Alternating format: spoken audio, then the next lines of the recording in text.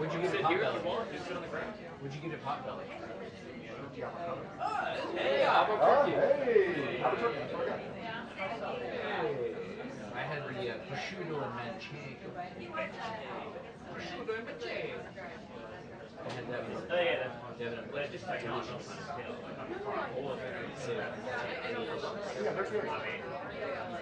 I know what that's like. I don't either.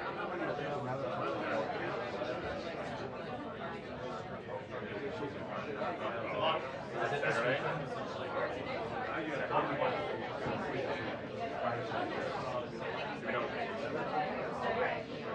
She's not leaving.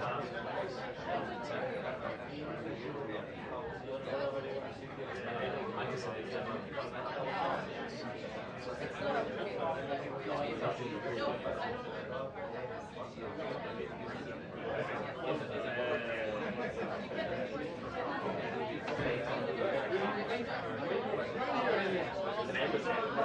well, theocracy is any indication of faith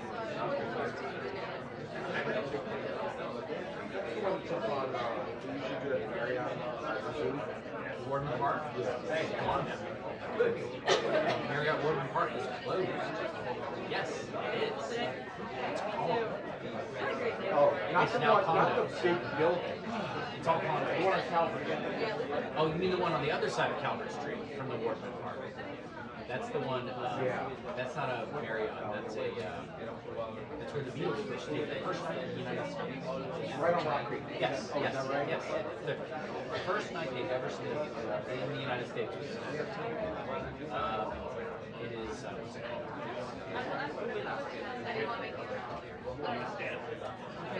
You're looking at yes, that hotel is good. They have a display of, you go and cover anything there, go into the hallway on the right, and they have a display of about the Beatles thing. That was the same day that Dennis Brock photographed them. He was off the plane at National Airport.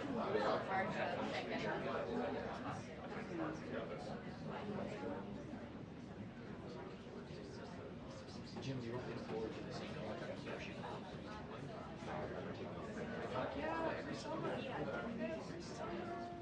Before that, it was Dutch Wonderland. Did you take your kids to Dutch Wonderland? Of course. Yeah, I love Dutch Wonderland. Yokohama's vacation land. Oh, God, I fucking loved it. The kitsch was the best. The little automated Mennonite people, Amish people, in those little huts, remember that? They're sewing, you know, and they got a recording of their voices while they're sewing quilts and stuff. Oh, it's so scary. It's so great.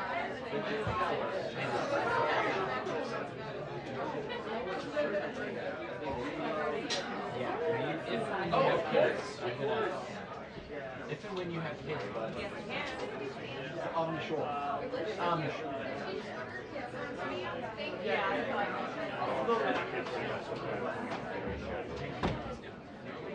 Yeah.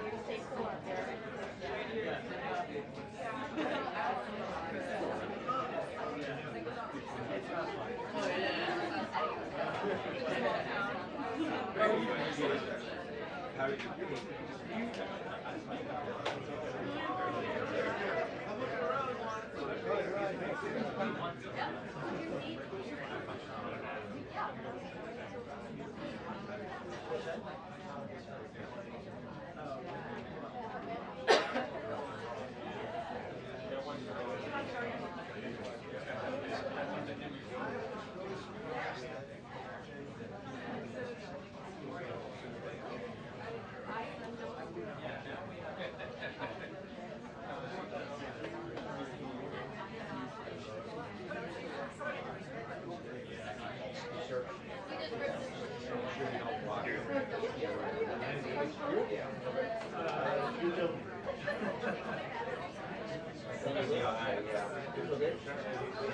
but I'm just trying to find a video of these robotic arms.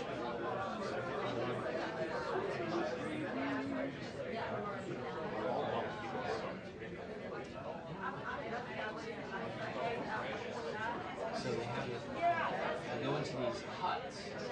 Inside the hut, large, various locations. One of them is a wagon shop. And so it's all Dutch men, Dutch boys, and they've played over it. And they do a lot of it is salty.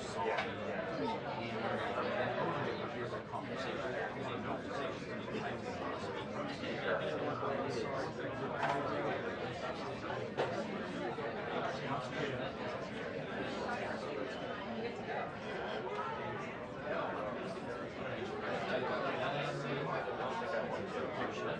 Oh, here it is. Here it is. Oh my god, that's terrifying.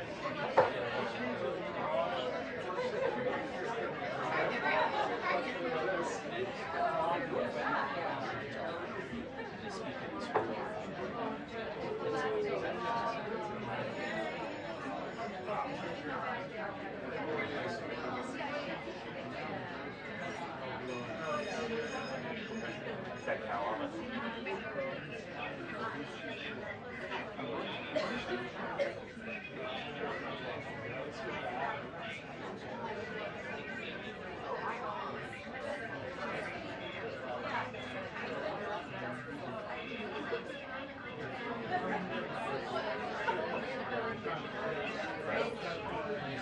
Yeah, of course.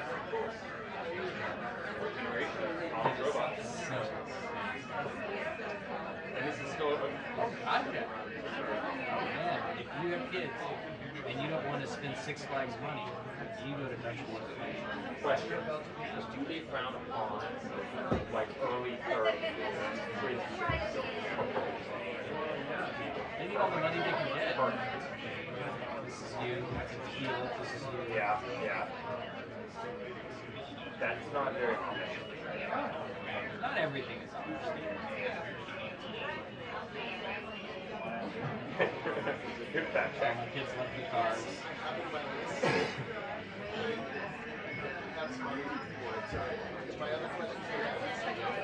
We've added some things since I've been there. That's all.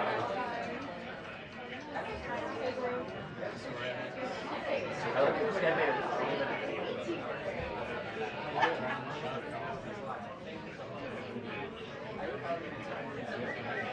Yeah.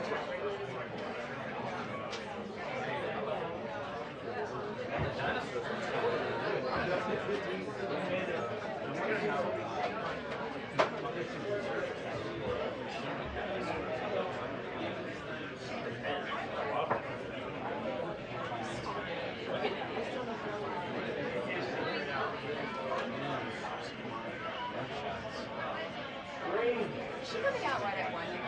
20! She coming out right at 1. Okay. Really so happy.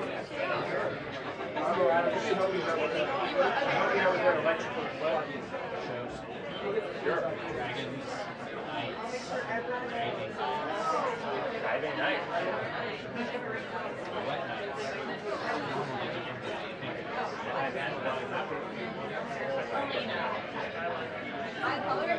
Oh, yeah.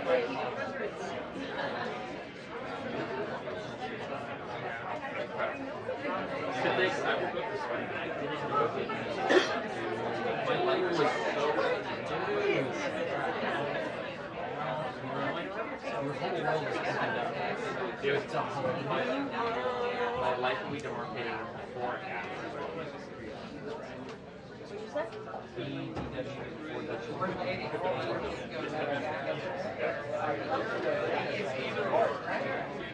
Inedible. Raised by wolves. Not from the outback.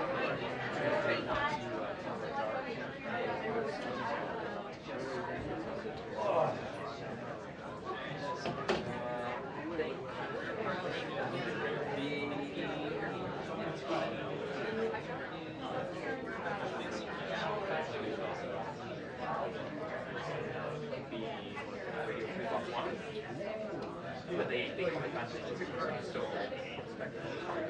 Doesn't matter. Doesn't matter. I'm reaching new voters all the time. Jim Jordan. I was thinking of a time squatter hat, you know? We would be wearing a jacket. Yeah. Then we really would be Yeah. jacket would be a better disguise than the hat. How do you tell the time of this? Is it a rotating crystal? Is it a So magnifier? it's Is it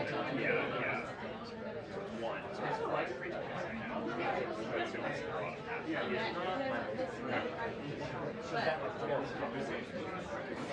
One. It's quite difficult to Like Dutch Wonder. Now It is a conversation.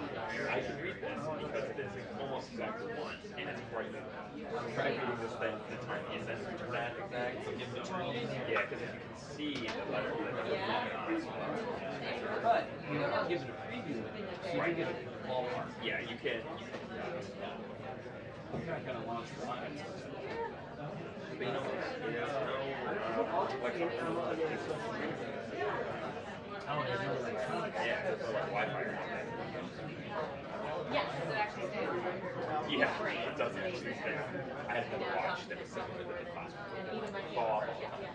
And I wasn't that concerned about it when I was on a big farm trip. And I like did this. And it flew off my wrist at the secretary. And the TSA just told me aside. I was like, maybe we're gonna wear that for the rest of the trip. That's crazy. Yeah, I felt really bad about it. I had on video. I gotta be honest. They were there. Someone was rolling out. I think it was before Jamaica. And they brought us to the room too early.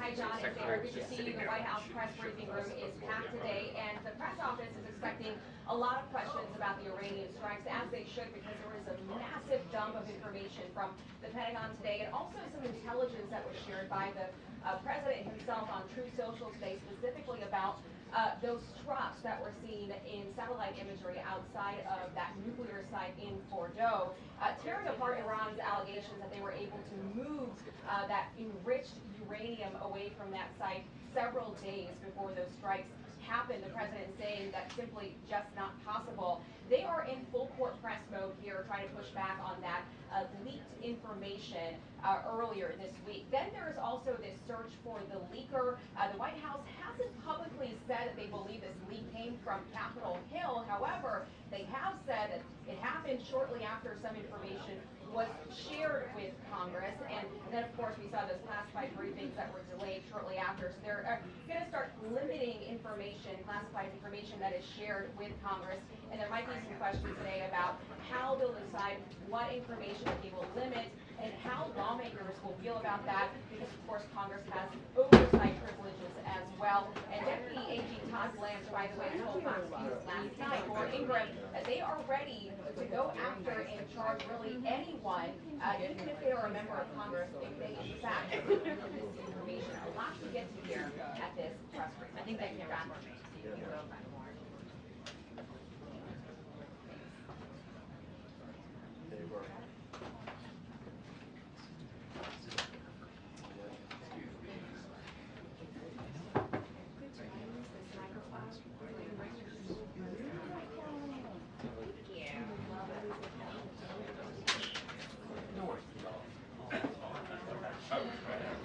That's the best one yet.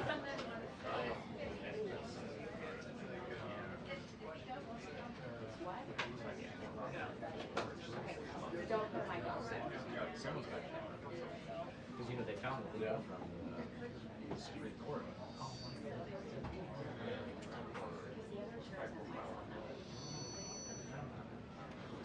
Isn't it weird?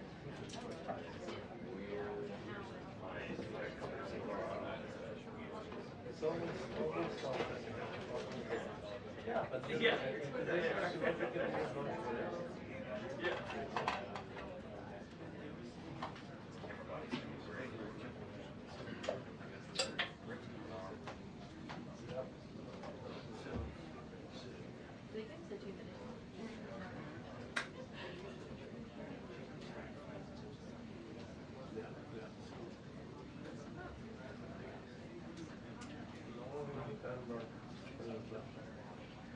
Ready for the briefing. Take care, man. Bye.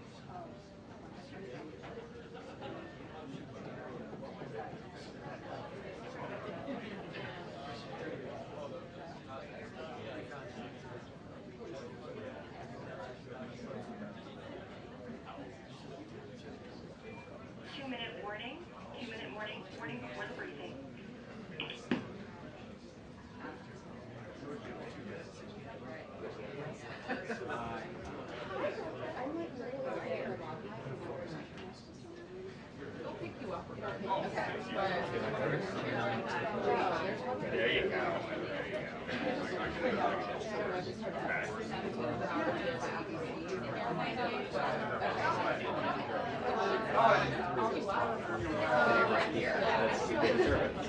forgot to wear mine like 2 weeks ago, and it's something like that. I feel like most people You don't know what's coming. I want to see these bombs flying everywhere. Shit. Finally, the last one like flung out of the view, and there it is. Hey, for you, anything, JJ. Come on. Come on. We all have work to do. Come as early as we can.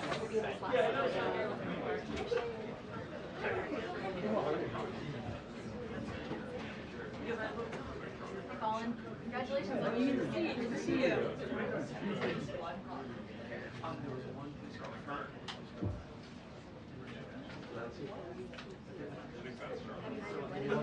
In May. In May? Yeah, we just Well, we got back from congratulations. Portugal like a month ago. Oh, that's amazing.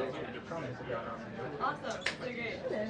Yeah. You're doing great. Yeah, so thank you. Yeah, it's been good. It's been good.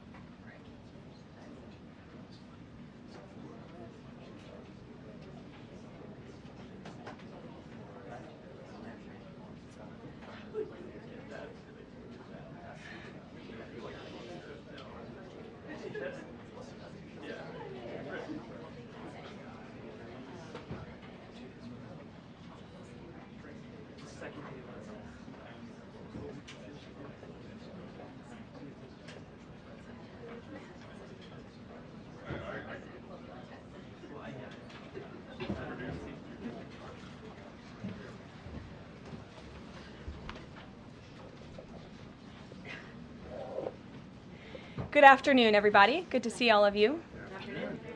With President Trump as commander-in-chief, the world is a much safer place. After decades in which past presidents coddled and enabled the world's leading state sponsor of terrorism, President Trump finally ended the immediate threat of a nuclear Iranian regime. Following President Trump's command, the most powerful military in the history of the world executed massive precision strikes on 3 of the Iranian regime's key nuclear facilities. The objective of Operation Midnight Hammer was to destroy the regime's nuclear enrichment capacity and stop the grave nuclear threat posed to the United States, Israel, and the rest of the free world. The mission, which will go down in the history books, was an overwhelming success. Secretary of Defense Pete Hegseth and the chairman of the Joint Chiefs of Staff Dan Raisin Kane covered the operation in great detail at their briefing this morning at the Pentagon, and I encourage every American to watch it. As President Trump has said repeatedly, the United States of America has the greatest, fiercest, and bravest armed forces ever to stride the face of this earth, and we couldn't be more grateful and proud of our nation's warriors. The Iranian regime was weeks away from being able to produce a nuclear weapon that would threaten the entire world before President Trump took this decisive action on Saturday night to obliterate their nuclear capabilities. The contrast in leadership could not be more clear. Barack Obama and Joe Biden sent pallets of cash, American taxpayer dollars, in a failed attempt to buy the Iranian regime's compliance with a weak and ineffective deal. President Trump sent a fleet of American warplanes to destroy Iran's ability to produce a nuclear weapon. The United States and the entire world are safer because of this president's decisiveness. Despite agenda-driven leaks by the fake news media aimed at undermining this incredible accomplishment achieved by President Trump and our brave fighter pilots, there is broad consensus emerging already that Iran's nuclear capabilities were indeed destroyed. The United States, Israel, the United Nations, and even Iran all agree they can no longer build a nuclear weapon. So why did the president immediately turn to obliterating after the Iranian nuclear threat? Securing peace. Within 48 hours of the devastating strike, President Trump and his team brokered a historic ceasefire between Israel and Iran and officially ended the 12-day war. The Middle East is now shifting away from chaos and bloodshed and moving toward the beginning stages of a new era of peace and stability that President Trump has long called on them to achieve. This was unthinkable at this time last week, and this is what peace through strength looks like. Under President Trump, America will relentlessly advance our interests without being dragged into endless wars. His fearless leadership guarantees America is once again respected across the world. Just look at what he was able to accomplish at the NATO summit in the Netherlands. Many of you were there. Our allies agreed to invest 5% of their GDP annually in defense because President Trump demanded it. This will be the most significant reinforcement of NATO's collective defense in the history of the NATO alliance. And as a result, the United States of America will carry less of the burden, and our NATO allies will be stronger than ever before. As NATO Secretary General Rutte put it, for too long, one ally, the United States, and our taxpayers, I may add, carried too much of the burden of that commitment. And that changes today. President Trump made this change possible. We will produce trillions more for our common defense to make us stronger and fairer by equalizing spending between America and our allies. This is the Trump effect. This is what the president meant when he declared that America is back. Now, back here at home, Americans are paying much cheaper prices for gasoline this summer, as both the Wall Street Journal and the New York Times pointed out today. Here's how the Wall Street Journal put it. Hitting the road this summer won't bring as much of a big hit to your wallet. The national average for a gallon of regular gasoline is about 23 cents cheaper than this time last year. Analysts say plentiful supply is expected to keep prices down in the coming months. These are the cheapest gas prices at this point of the summer since 2021. And despite all the doom casting from liberal pundits, oil prices on Tuesday were lower than before the Israel-Iran conflict began. As President Trump continues to unleash American energy, our country will have even more efficient, reliable, and affordable energy to protect our national security and fuel our people. Later this afternoon, here at the White House, the president will host a One Big Beautiful event in the East Room to rally Republicans to get the One Big Beautiful bill across the finish line. At that event, he will be joined by everyday Americans from across the country who will massively benefit from the common sense policies and provisions within this bill.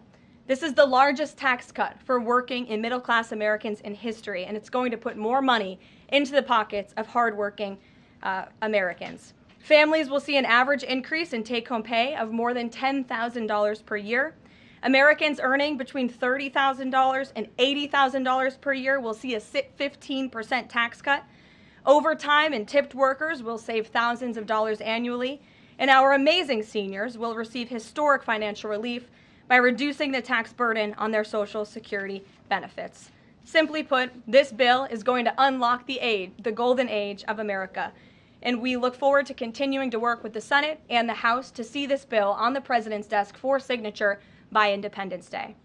Here in our new media seat today, we have Colin Anderson with the Washington Free Beacon, who will kick off our question and answer. Colin, go ahead. Thank you, Karoline. We reported yesterday on a briefing from the Israeli defense minister in which she said the U.S. and Israel are working together to monitor any attempts from Iran to rebuild their nuclear program, and also that if Iran was to do so, the U.S. and Israel would work together to once again destroy that nuclear program. Is that aligned with the president's thinking?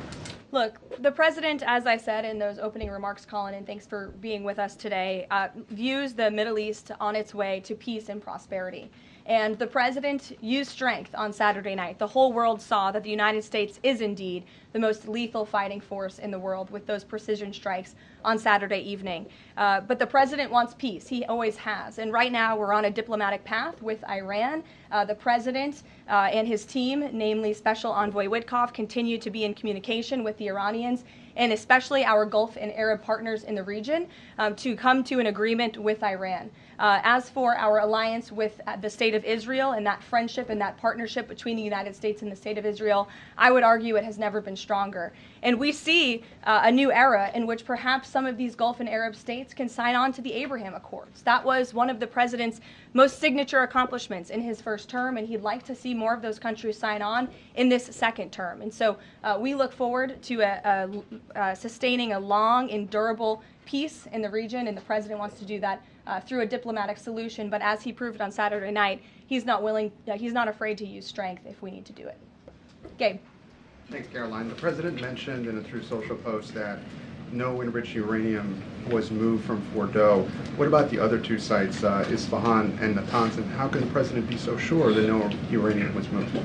Well, what I can assure you is that the United States and our intelligence agencies and Director Ratcliffe and the President's entire national security team were obviously watching these sites very closely in the weeks and the days leading up to the attack on Saturday, which I will add was one of the most secretive and successful operations in United States history. I think many of you in this room would agree with that because none of you in this room knew about the strike on Saturday until it took place. So we were watching closely, and there was no indication to the United States that any of that enriched uranium was moved prior to the strike. From any of the sites? Correct. And then one more thing, Karoline. Next week, the president mentioned there to be talks with Iran. He didn't mention any details, and Iran has not confirmed them. Can you share any details about any potential talks next week? We don't have anything scheduled as of now, but I spoke to our Special Envoy Witkoff at length this morning, and I can assure all of you we continue to be in close communication with the Iranians and through our intermediaries as well, namely the Qataris, who have been an incredible ally and partner throughout this entire effort. And as I said, this administration is always focused on diplomacy and peace, and we want to ensure we can get to a place where Iran agrees to a non-enrichment civil nuclear program, and there are many other requests that the United States has. Those details continue to really, they're just starting. Of course, the operation was just on Saturday night, but we are in touch, and if there is a meeting, we will let you know as we always do. Brian. Thank you, Karoline. There's two. One on trade. On the July deadline that's coming up for the trade deals, is that deadline still hard and fast for the president, or is he now considering even coming to trade deals after that deadline, and where is he on that going forward? I think the president has been asked this quite a few times by many of you in the media. I've heard him answer it at press conferences and at gaggles. He just spoke about it on Air Force One. The deadline is not critical. The president can simply provide these countries with a deal if they refuse to make us one by the deadline, and that means the president can pick a reciprocal tariff rate that he believes is advantageous for the United States and for the American worker, and he will continue to do that. But as for the deals, our United States Trade Ambassador, Jamison Greer, I speak to him frequently. He's working very hard, and he has had very good and productive discussions with many of our key trading partners. And on the One Big Beautiful Bill, there's conversations on the Hill right now about the Medicaid cuts. I'm curious, if the final bill that the president's been talking about comes to him and it has Medicaid cuts in it, will he sign it, or would he rather just Congress do away with those cuts? I think our friends in both the Senate and the House know exactly where the president stands on Medicaid. He wants to get rid of the waste, fraud, and abuse, and they are working to do that in the Senate right now. Jennifer. Follow up on that, on the Big Beautiful Bill, is there enough time for Congress to work through the issues it needs to work through? I'm saying, does the president need to move back his deadline a little bit? We expect that bill to be on the president's desk for signature by July 4th. I know that there was a ruling by the Senate parliamentarian this morning. Look, this is part of the process. This is part of the inner workings of the United States Senate, but the president is adamant about seeing this bill on his desk here at the White House by Independence Day. And then on Israel, is there a date set for the Prime Minister to visit the White House yet? Is he coming in a couple weeks? There isn't a date, but the Prime Minister has expressed interest in coming to the White House to meet with the president and come to Washington. The president is obviously very open to that, but we don't have a date. When we do, we'll let you all know. Kate. The president suggested he was open to sending more Patriot air defense missiles to Ukraine. Is that going to happen, and were there any other assurances that he made directly to Zelensky when they met? I'll let the president speak on that. That was a private conversation between he and President Zelensky. But the meeting was a good meeting, and it was a meeting towards progress. And the president, as he said, repeatedly wants to see this war come to an end. But I'll let him speak on that specific And point. Witkoff yesterday suggested that there would be more countries signing on to the Abraham Accords. What's the timeline on that, and which countries specifically is the administration looking to have sign on? Well, the president is certainly hopeful that more countries in the region will sign on to the Abraham Accords. Again, we want to see a long, withstanding, endurable peace in the Middle East, and that's the way to do it. And when the president met with the new president of Syria, that was one of the requests that he made for Syria to sign on to the Abraham Accords. I don't have a timeline for you, but this administration wants to see that happen, and our partners in the region should know that. Rachel. Thanks so much. Just to follow back up on the meeting that the president mentioned about wanting to have this meeting with the Iranians next week. Clearly there's a willingness here from the administration to want to meet with Iranian officials. What is the holdup here in trying to schedule it? Are you experiencing any resistance from the Iranians? No, have some patience. We just had this strike on Saturday night. The president secured a ceasefire. A lot has happened in the last week. He was just in the Netherlands. Now he's back home to have a big event this afternoon on the One Big Beautiful Bill and get our domestic priorities across the finish line. So we'll get there. And like I said, we're in constant communication. And just one more, just the goal of the meeting. The president mentioned yesterday that it may not be necessary to have an agreement with the Iranians. What is the purpose? What would be the goal of this meeting? Again, to continue moving forward towards a long-standing peace in the Middle East. Jordan. Yes, Karoline, thank you. So the president had some harsh words for both Israel and Iran on Tuesday as he was departing from the NATO summit after they both violated the ceasefire. He said, what's your response to Americans who are worried the peace isn't going to last and think that Israel is trying to plunge us into another endless war on their behalf? I think the fact that the president was able to successfully negotiate a ceasefire when nobody thought that was possible, it was a surprise to everyone in this room. It was a surprise to the world, but the president got it done because he wants to see peace in this world. He does not want the United States to be dragged into these conflicts. Again, he's not afraid to use strength if he has to, but the president has already proven he can put America first and deliver on peace at the same time. They're not mutually exclusive goals. And then one more. After Kari Lake, she testified in the House Foreign Affairs Committee on the waste, fraud, and abuse and the rot, really, in Voice of America and USAGF. The president called for Congress to kill it. What does that look like, and is the president willing to sign an executive order? Well, I believe that action would have to be legislative through Congress, and the president directed Congress to get that done in his Truth Social post yesterday. If there is any executive action that can be taken to cut some of the waste, fraud, and abuse or do away with the program entirely, I'm sure our great Deputy Chief of Staff, Stephen Miller, is already looking into it. And if it can be done, it will be done here at the White House. But Congress should act as well. To the back. Go ahead. Yes. Karoline, thank you. The administration To the back, and then Carrie, I'll come to you. Yeah, the administration said that the DIA report was low confidence intel. Can you share what other assessments are currently underway to get to the bottom of just how effective these strikes were? Yes. Well, I can assure you what the CIA director said, that when we look at the entirety of the intelligence that we have to this date, it concludes that these strikes on the Iranian nuclear facilities were absolutely successful. It was a total obliteration, as the president said, and not only does our own intelligence say that, but also the Iranian foreign minister has said that. We saw Israel conclude the same thing based on their own intelligence. We also had the United Nations say that as well. So I think the only other time the United Nations, Israel, Iran, and the United States has agreed on something is that the sky is blue, but they all agree that Iran's nuclear facilities were completely demolished. And I would just like to reemphasize, you mentioned this was a low confidence preliminary intelligence assessment, and the entirety of that assessment was not leaked to the media. Only tidbits of that assessment were leaked to CNN. And we have seen this playbook run before, where you have people in the intelligence community, or perhaps on Capitol Hill, we don't know, but I believe the FBI is investigating to find out who that leaker was, because it's illegal and they should be held accountable for that, leaked bits and pieces of an intel assessment to push a false narrative. And it's to the same reporter, I will add, Natasha Bertrand of CNN, who has done this in the past. In 2020, it was Natasha Bertrand who had 51 intelligence analysts falsely lie to her, but she still put it on paper for some reason, that the Hunter Biden laptop story was Russian disinformation. We all know that's not true, right? We can all agree on that now. That was a lie from the intelligence community.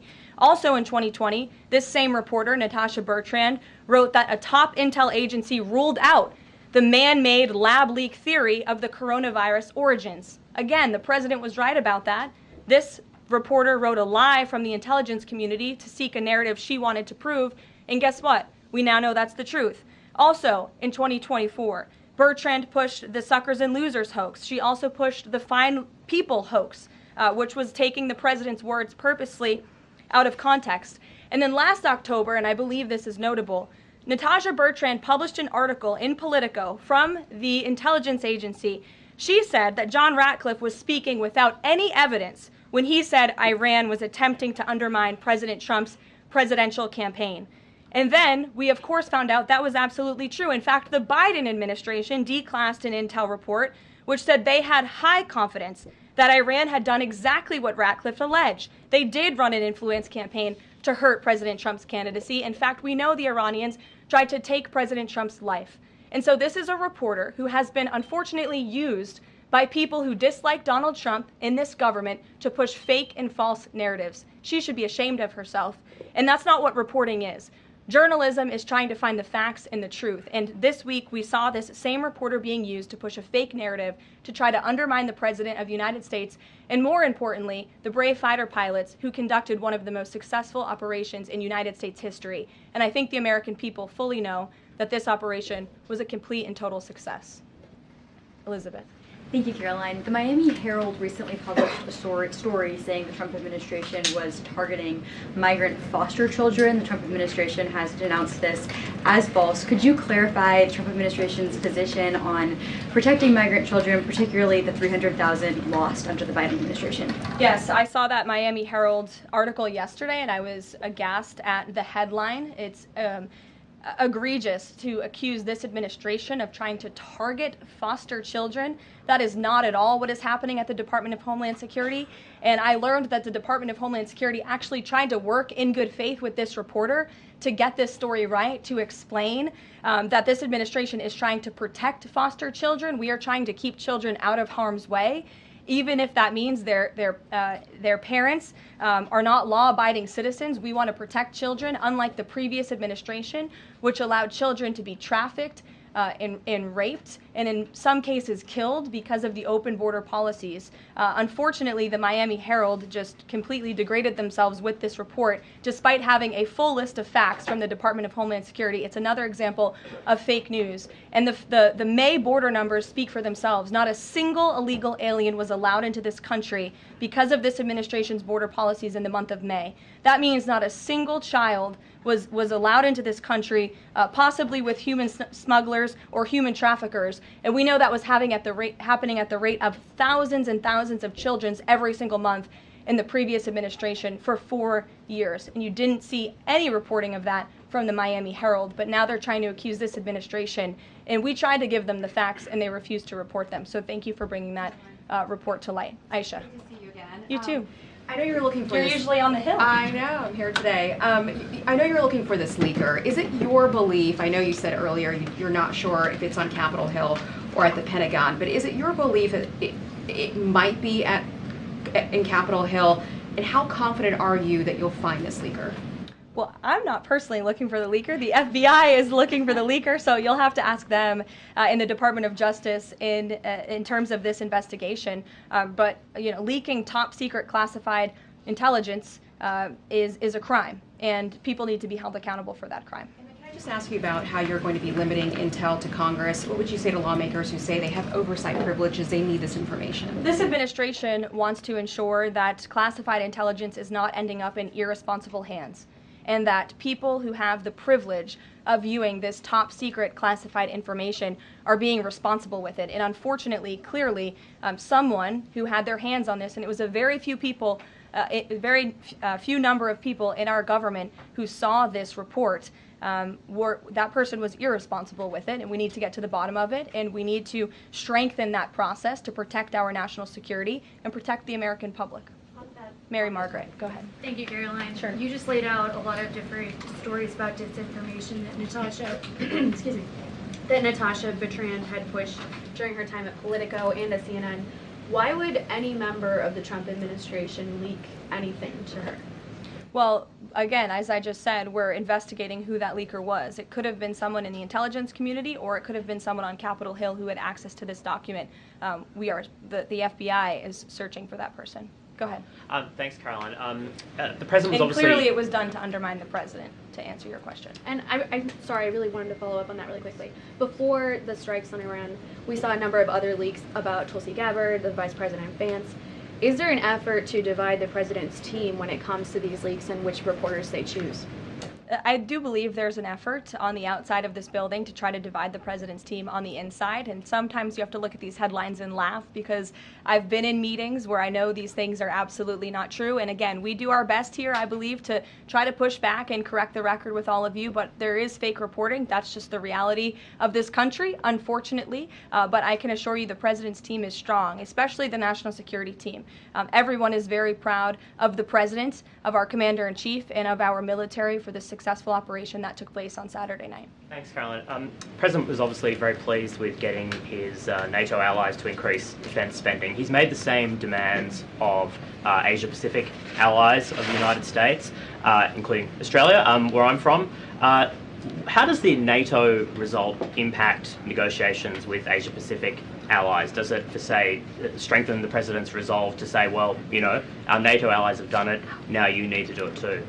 Yeah, I mean, look, if our allies in Europe and our NATO allies can do it, I think our allies and our friends in the Asia-Pacific region can do it as well. But as for our specific relations in those discussions, I'll let the president speak on those. And can I just ask as well, when he had to leave the G7 early, he missed out on a number of bilateral meetings that were scheduled with other world leaders, including the Prime Minister of Australia. Obviously, President Zelensky, he's managed to meet since then, but are there plans afoot to make up for those meetings with the world leaders that he missed out on? Yeah, I think many of those world leaders understood the situation happening in the Middle East and the urgency and the need for the president to get back to Washington to monitor that situation. And obviously that was the right call, considering the success of not only the operation on Saturday night, but also the ceasefire that the president has since brokered on behalf of not just our country, but the entire world, frankly.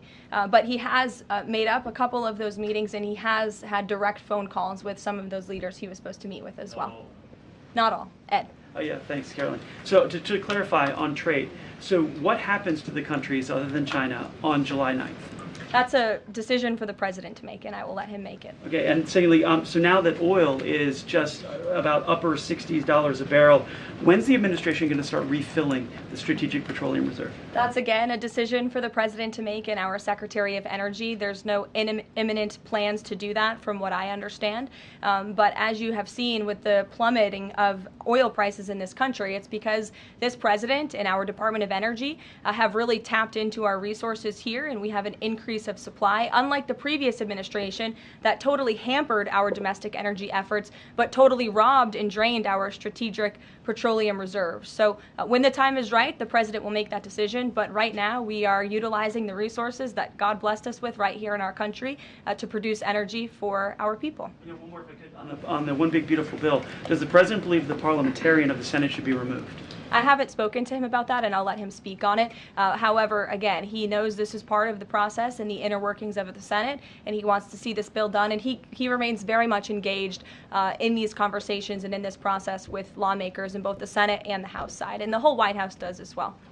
In the back. Yes, Libby. Thank you, Caroline. Earlier today, the president stated that these photos out of Fordo that were showing nuclear materials being removed, suspected of showing that, were just concrete workers. What intelligence is that based upon? Look, the president shared that statement with all of you, and I already answered the question about whether uranium was moved prior to the strike, and the answer is no. Is there a chance that the DIA report becomes public at any point? I don't think this administration is going to get into the habit of sharing classified, top-secret information. Those classifications exist for a reason, and I wish everyone who had the privilege of looking at these documents would respect that. Daniel? Thank you, Caroline. You've been emphatic that the president's expectations for the One Big Beautiful Bill to hit that July 4th deadline. You had a big meeting on Capitol Hill yesterday with the Republican Study Committee. Did you walk away from that meeting pleased with what you heard? Did it bolster your confidence that Congress is able to meet that the expectation of the president? Yes, I did. The camaraderie at the Republican Study Committee was great. Members, expressed, their feelings about the bill, but as we saw, the bill passed through the House despite many people believing it could not. So the House is ready to receive this bill back from the Senate so they can pass it and bring it to the president's desk. So it was a great meeting, and Republicans are very unified. And we also talked about the mayoral race in New York City and how the victory of the Democratic primary candidate really shows how far left and unhinged the Democrat Party has become. And Republicans truly are on the right side of every issue in this country. We are on the side of no men and women's sports, on the side of low taxes, secure borders. So that was the topic of discussion, and the unity was strong and the camaraderie was high, and I know everyone looks forward to being here at the White House for the bill signing next week. Sure. Thanks, Caroline. The Supreme Court ruled this morning that South Carolina is allowed to deem Planned Parenthood as not a qualified health care provider, and that will block it from receiving Medicaid funds. Does the White House have a statement on that ruling, and would the president support a standalone bill from Congress to defund Planned Parenthood at a federal level rather than letting each state determine it? I'll let the president speak on that legislative priority, but as for the Supreme Court ruling, the president has always maintained that Americans should not be forced to violate their conscience and their religious liberty by having their tax dollars fund abortions, and we're glad the Supreme Court ruled on that side today, or yesterday. Then on Iran, but on a domestic matter, in January, President Trump revoked security details for several former administrations, including Mike Pompeo, Mark Milley, and John Bolton. Given the heightened tensions with Iran right now, is he considering restoring those security details? That's not under consideration right now. Fran. If I could follow up on trade, and then I have a question about the bill as well. Are you saying at this point that there's no plans to extend that July 8th and July 9th deadline? I mean, especially with everything that's been going on from Iran to the tax bill on Capitol Hill, is that under consideration at all at this point? Perhaps it could be extended, but that's a decision for the president to make. And as far as the bill itself goes, since the president has been back, what has he been doing beyond the event that he's having later today to try and get wobbly senators on board? Is he making phone calls, twisting arms? Is he having some people over to the White House? Can you tell us more about that effort? There have been meetings at the White House this week. I saw some senators rolling out of the Oval Office the other day, and the president remains on the phones talking to his friends in the Senate when necessary, and when they call, he picks up the phone. And I think that's why they greatly trust and respect his leadership. And we're having that big event later this afternoon at 4 o'clock. I would encourage you all to tune in. We're going to have some great everyday Americans who are in attendance. We'll have some tipped delivery drivers. I think we're going to have a barber from the great state of Arkansas here in attendance. We're going to have some law enforcement officers, some Border Patrol agents, and Tom Homan will be speaking as well. So the point of this event is to show the American people how this bill works for them and how there are provisions in this bill that will change their lives. Can you tell us which senators you saw rolling out of the Oval Office? I'll let the president speak on that if he wish. I don't share details about his private meetings without his permission. Emily, go ahead. Today, the Justice Department announced it was opening an investigation into employment discrimination at the University of California, alleging they had race and sex-based quotas. Federal law bars hiring somebody based on their race or sex, but do you also object to universities working harder to make sure they have a diverse group of candidates to consider? And do you expect more investigations like this from DOJ? I have not seen that investigation from the Department of Justice, but I can certainly check in. What I can tell you, it's the position of this president that we want to restore a merit-based society and culture in the United States of America where people are not hired nor are they promoted based on their color of their skin or their gender. The president wants people to be hired in the workforce because of their merit and their skill, and I think most Americans agree with that. I'll take one more. Carrie, because I promised you earlier. So the Ayatollah Khomeini came out and said that Iran will, quote, never surrender to the U.S. That being said, what remains to do with the possible responses from Iranian proxies in the region and even in the U.S.? Look, we saw the Ayatollah's video, and when you have a totalitarian regime, you have to save face. I think any common sense, open-minded person knows the truth about the precision strikes on Saturday night. They were wildly successful, and it's what led to the ceasefire agreement between Israel and Iran, which the president is very grateful for, and the United States of America remains prepared to defend our assets and our personnel in the region. And again, I would just emphasize the success of the strike that took place on Saturday night, and the world is a safer place because of it. Thanks, guys, for coming today, and you'll see the president at 4 o'clock. Thanks.